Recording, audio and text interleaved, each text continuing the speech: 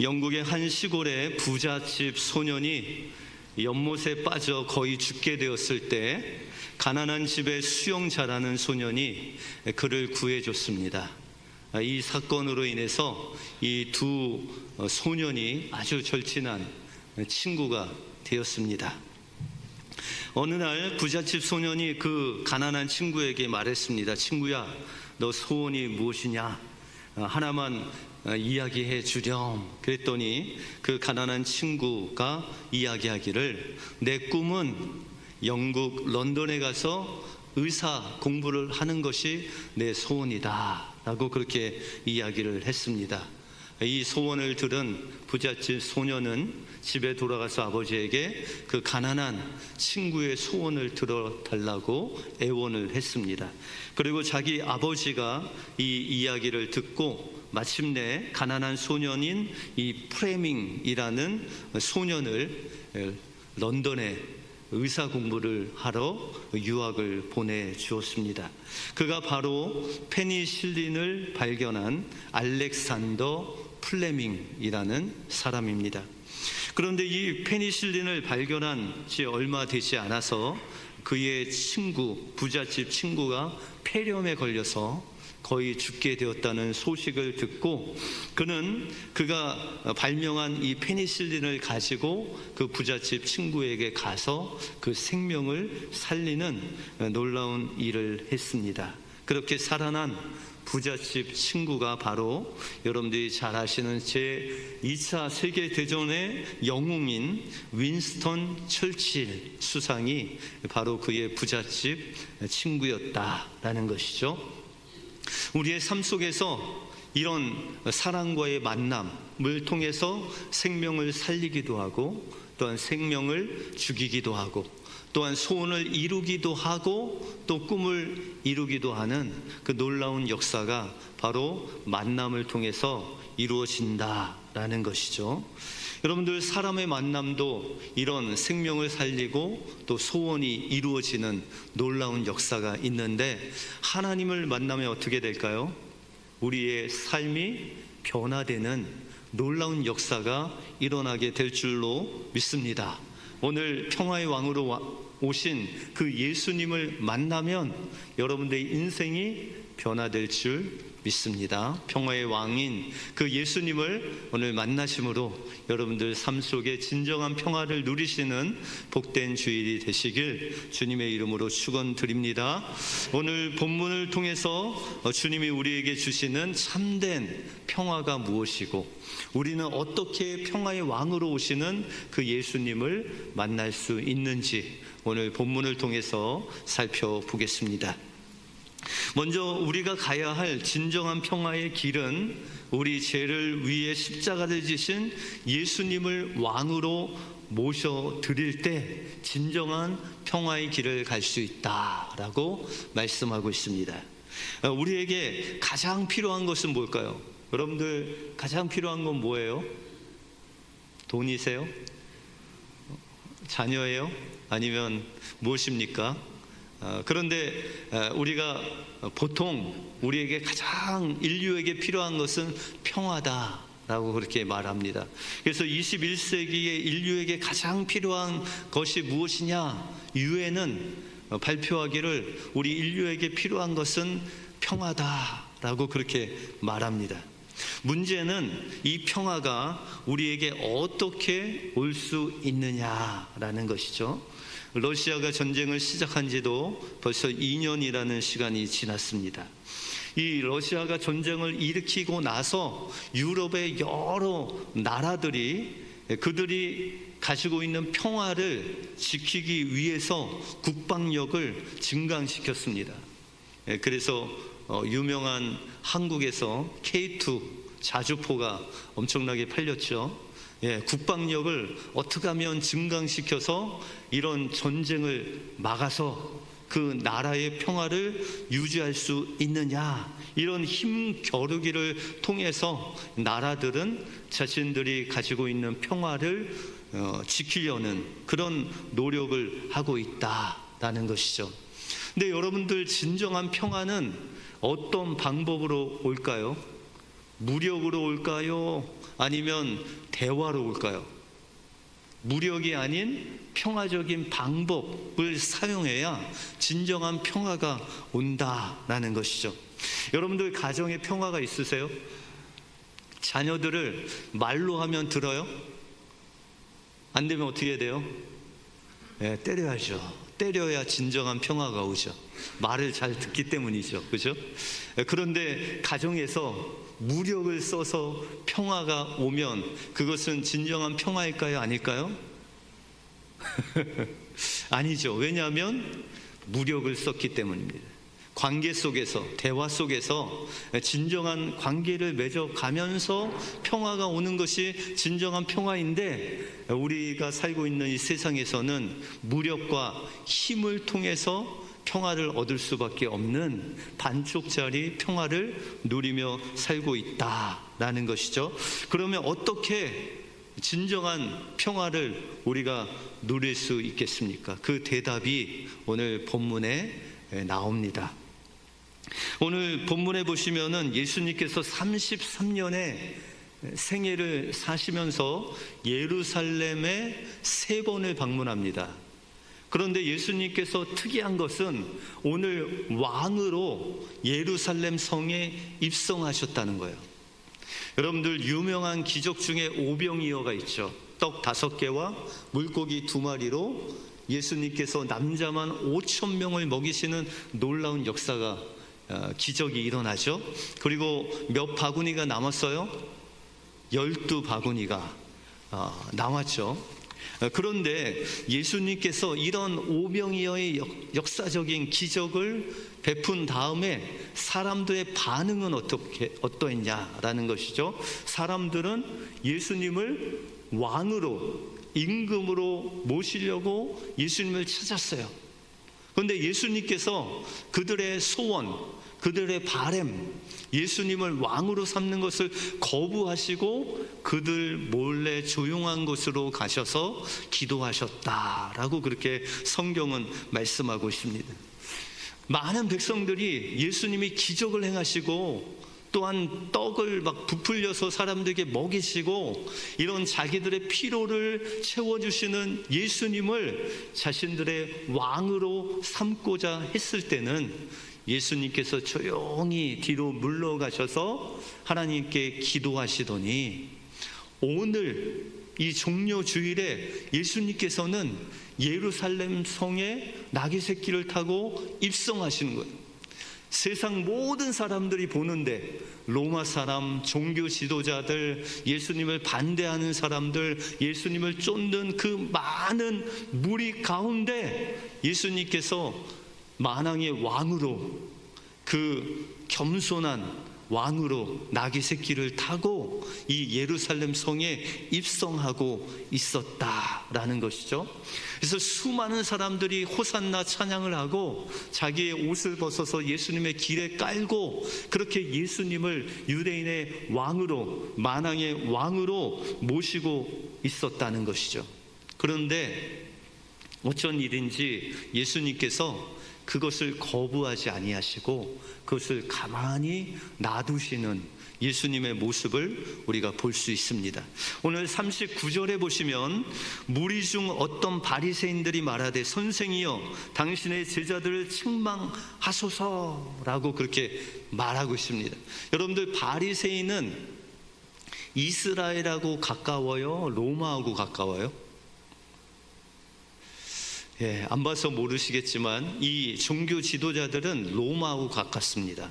왜냐하면 이 로마가 이 종교 지도자들에게 그들의 권력을 주어서 백성들을 다스리게 했기 때문에 로마 나라에 잘 보여야 자신의 권세를 유지할 수 있는 사람들이 바로 이 종교 지도자들이다라는 것이죠. 여기 나오는 바리새인들도 그랬다는 것이죠. 그런데 이 바리새인들이 예수님께 나와서 제자들, 이 무리들 호산나라고 왕이라고 예수님을 부르면서 예수님 만세라고 부르는 그들을 좀 말려달라는 거예요. 왜요? 이것은 로마 사람들이 볼 때 반역하는 행위였기 때문에 바리새인들이, 이 로마 사람들이 반역하는 이스라엘 백성들을 보면 가장 먼저 말려야 할 사람들이 바리새인이었습니다. 왜냐하면 그들의 권력을 유지하기 위해서 이스라엘 백성들이 로마에 반역하면 안 되기 때문에 예수님께 지금 강력하게 호소하고 있어요. 당신의 제자들을 제발 말려 주십시오 라고 그렇게 이야기하고 있다라는 것입니다. 그런데 예수님께서 이것을 그냥 놔두시는 거예요. 그러면서 40절에 보시면 대답하여 이르시되 내가 너희에게 말하노니 만일 이 사람들이 침묵하면 돌들이 소리 지르리라 라고 이렇게 말씀하고 있습니다. 예수님께서 이스라엘 백성들, 특별히 예수님의 제자들, 그 무리들이 호산나 다윗의 자손이여 이렇게 외친 것은 마치 예수님 만세 안 와닿으시죠? 그러면 대한독립 만세 한 것 같이 이스라엘 만세라고 하면서 로마 나라를 향해서 지금 민족의 독립을 외치고 있는 거예요. 그 독립의 가장 앞장서는 그들의 왕이 바로 예수님이라는 것을 공공연하게 외치고 있는 것이죠. 또한 그들이 겉옷을 벗어서 예수님의 그 길에 깔았다라는 것은 자신의 것을 예수님께 드려서 끝까지 충성하겠다라고 충성 맹약을 하는 것이죠. 또한 우리가 종료주일에 가장 또 하이라이트인 이 종려나무 가지를 흔드는 것은 바로 이 종려나무 가지는 승리를 말합니다. 다시 말해서 예수님께서 로마 나라를 군사적으로 또한 정치적으로 이기시고 승리할 것을 기원하면서 종료주일의 종려나무를 흔들면서 예수님은 우리의 왕이다, 예수님 만세, 이스라엘 만세라고 독립을 지금 외치고 있었다라는 것이죠. 그런데 예수님께서 이것을 말리지 아니하신 거예요. 오히려 말리는 바리새인들을 향해서 이들이 조용하면 저 돌들이 호산나라고 외칠 것이다 라고 그렇게 말씀하고 있는 것입니다. 다시 말해서 예수님께서는 이 백성들이 외치는 그 왕의 호산나라고 외치는 그것이 합당하고 바로 예수님께서 그 왕의 길을 지금 가고 계시다는 것을 이 공공연하게 외치고 있으시다라는 것이죠. 그러면 왜 예수님께서는 그렇게 왕으로 삼기를 원할 때는 숨으시고 이제 바리새인들과 그 로마에 빌붙어 있는 사람들이 그렇게 말릴 때는 사람들에게 왕으로 나타나셨냐라는 것이죠. 그 이유는 바로 며칠 후면 예수님께서 성경에 약속하신 대로 인류의 죄를 위해서 십자가에서 죽으실 것이기 때문에 예수님께서는 그 길이야말로 평화의 왕으로 오신 예수님께서 그 길을 가야 하는 평화의 길, 고난의 길, 그 십자가의 길이 평화의 왕으로 오신 주님께서 이제 하실 일이라는 것을 모든 사람들에게 선포하고 있다라는 것이죠. 진정한 승리는 힘과 권력에서 나오는 것이 아니라 예수님께서 우리의 죄를 대속하시기 위해서 십자가의 죽으심으로 말미암아 그 보혈로 우리의 죄가 씻어질 때 하나님과 우리와의 관계가 회복되고 또한 나와 너의 관계가 회복될 뿐만 아니라 내 자신의 죄의 문제가 해결되면서 하늘에 계신 하나님께서 그 십자가의 보혈의 능력으로, 부활의 능력으로 우리 안에 세상이 줄 수 없는 평안을, 진정한 평안을 주시는 놀라운 역사가 일어나게 될 것이다 라고 말씀하고 있다는 것입니다. 그러므로 진정한 왕의 모습은 우리의 필요만 채워주는 것이 아니라 우리의 소원을만을 채워주시는 것이 아니라 진정한 왕의 모습은 바로 우리의 죄의 문제를 해결해 주시는 십자가를 지시는 예수님의 모습이다라는 것입니다. 이 십자가의 길을 시작하는 그 시점이 바로 예루살렘에 입성하는 그 예수님의 입성으로 시작된 길이 바로 왕의 길의 시작이고 고난의 시작이고 또한 평화의 시작이다라고 그렇게 말씀하고 있습니다. 그러므로 여러분들 마음속에 평화의 왕으로 오신 그 예수님의 십자가, 예수님의 부활, 그 예수님이 가신 그 고난의 길에 여러분들 동참하실 때 평화의 왕으로 오신 주님께서 여러분들 심령 속에 세상이 줄 수 없는 그 평화를 주실 줄 믿습니다. 그 평화의 왕을 여러분들 마음속에 영접하심으로 진정한 평화의 길을 가시는 여러분들의 삶이 되시길 주님의 이름으로 축원드립니다. 다음으로 진정한 평화를 누리는 길은 고난의 종으로 오신 예수님을 내 마음속에 맞아 드리는 것입니다. 예수님은 예루살렘 성에 가까이 오셨을 때 그 성을 보시고 우셨다라고 그렇게 말씀하고 있습니다. 여러분들 예수님께서 성경에 보시면 3번 우십니다. 첫 번째는 나사로가 죽은 그 무덤 앞에서 우시고, 두 번째는 오늘 예루살렘 성을 바라보시면서 우시고, 마지막 예수님께서 겟세마네 동산에서 부르짖을 때 눈물을 흘리십니다. 그러면 예수님께서 왜 예루살렘 성을 보시고 지금 이 시점에서 눈물을 흘리셨을까요? 예수님은 사람들에게 진정한 평화를 주시기 위해서 이 땅에 오신 평화의 왕이십니다. 그리고 지금 목숨을 걸고 예루살렘 성에 입성하여 내가 바로 만왕의 왕이다 라고 선포하시고, 내가 너희에게 평화를 주기 위해서 온 너희의 왕이라고 선포했습니다. 예수님께서 이스라엘 백성들에게 평화를 주시기를 원하고, 또한 이스라엘 백성들은 그 하나님께서 주시는 평화, 샬롬을 기다렸습니다. 여러분들 예루살렘이라는 뜻이 뭘까요? 평화의 도시, 평화가 준비된 도시라는 그런 뜻입니다. 또한 이스라엘 백성들이 만나면 인사를 뭐라고 할까요? 샬롬이라고 합니다. 샬롬은 바로 평화, 평강입니다. 당신에게 평화가 있기를 이라는 인사를 계속합니다. 근데 이 평화를 누가 주신다고요? 구약에 예언된 메시아가 이 진정한 평화를 주신다라고 구약에 약속을 했었습니다.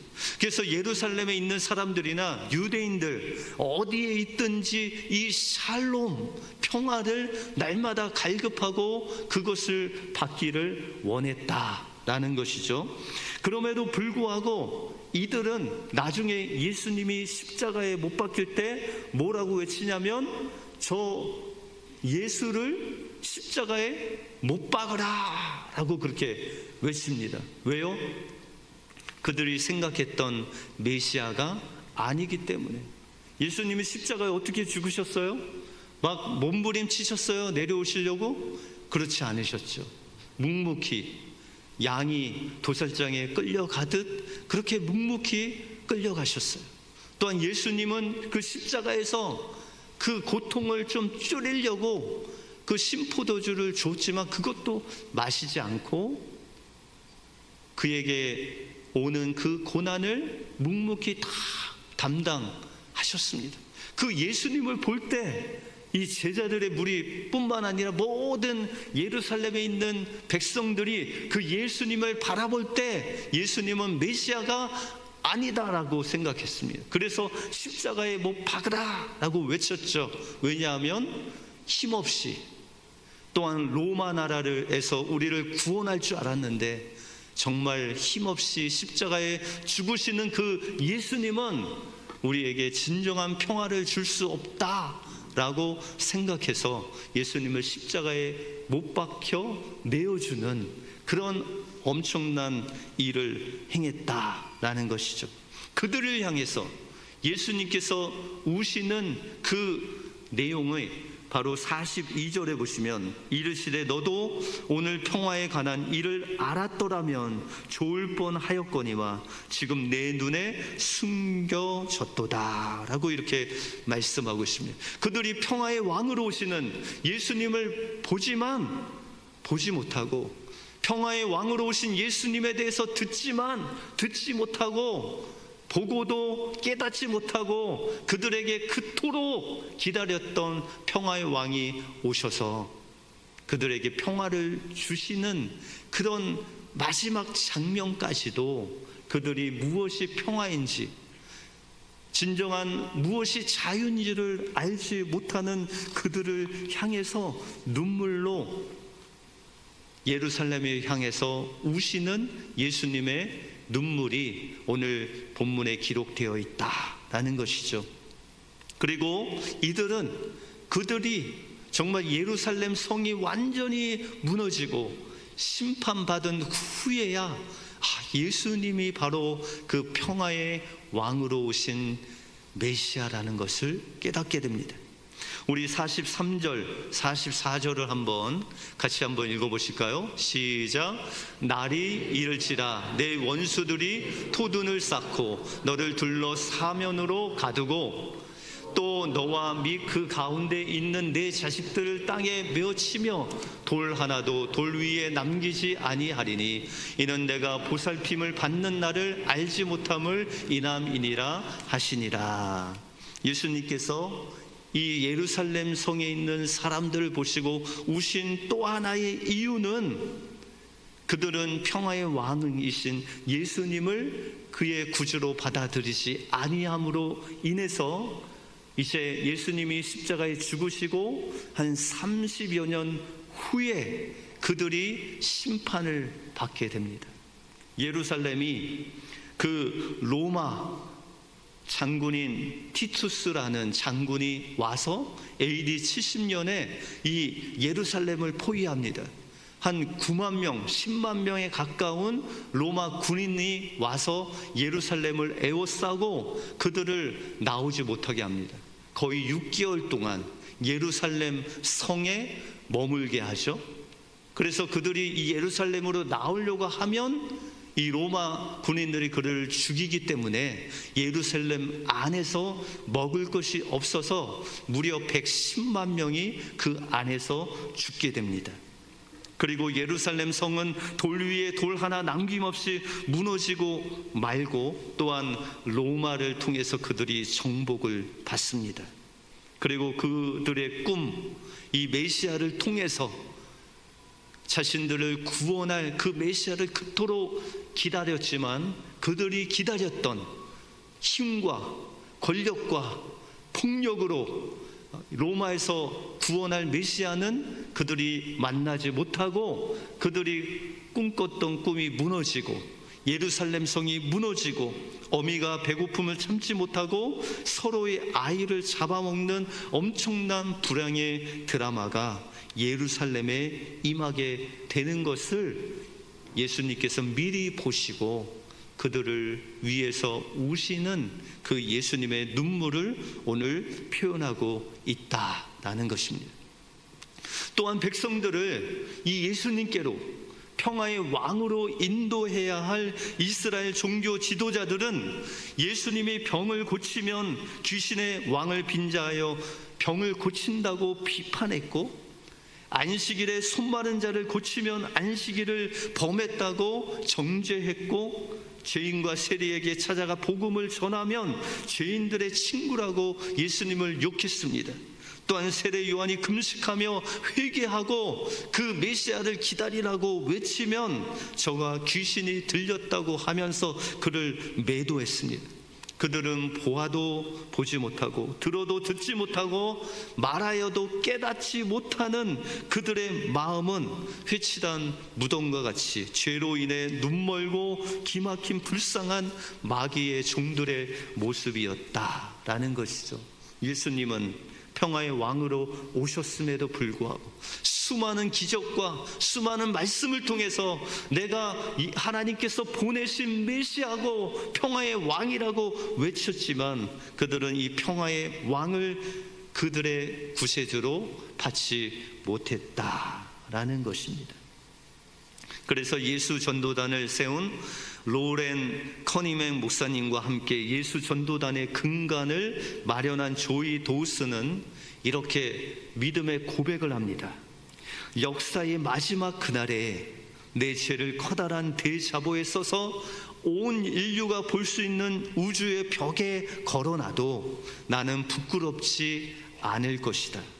내 죄의 목록은 끝이 없지만 예수님의 십자가로 다 깨끗하게 용서받았으니 나는 두려움 없이 모든 사람들이 죄의 목록을 보고 나를 비웃는다 할지라도 나는 예수 그리스도의 피로 정결케 되었으므로 주님이 주시는 진정한 평안을 누릴 수 있다라고 이렇게 고백을 했습니다.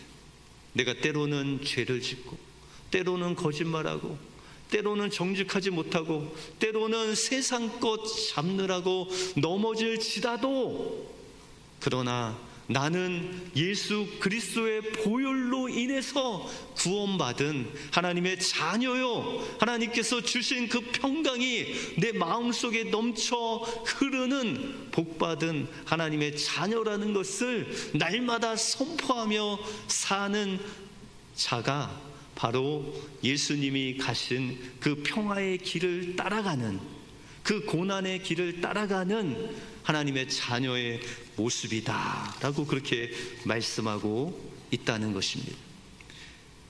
우리를 바라보고 눈물 흘리시는 예수님 앞에 우리는 담대하게 이렇게 고백할 수 있어야 됩니다. 예수님, 눈물 흘리지 마십시오.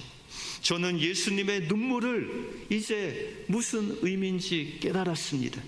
내 소원이 이루어지는 것이 진정한 평화의 길이 아니라 주님이 내 죄를 위해 속죄 제물이 되셨다는 것을 알고 우리 죄를 위해서 십자가에서 죽으시고 부활하신 그 주님을 내 마음에 영접할 때 세상이 줄 수 없는 진정한 평화가 있음을 믿습니다.